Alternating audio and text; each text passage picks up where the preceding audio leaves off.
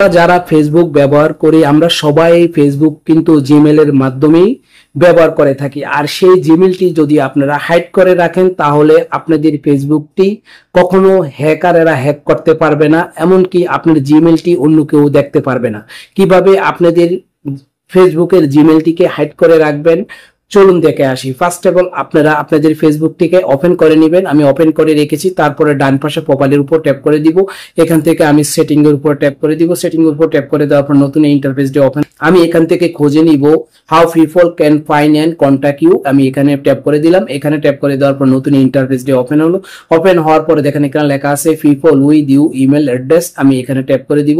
এখানে ট্যাপ করে দেওয়ার পরে আপনাদের উপরে 1 নম্বর 2 নম্বর অথবা 3 নম্বরে সিলেক্ট করা থাকতে পারে, যদি থাকে সেটা আপনারা কি করবেন নো ওয়ান এটা সিলেক্ট করে সেভ করে দিবেন।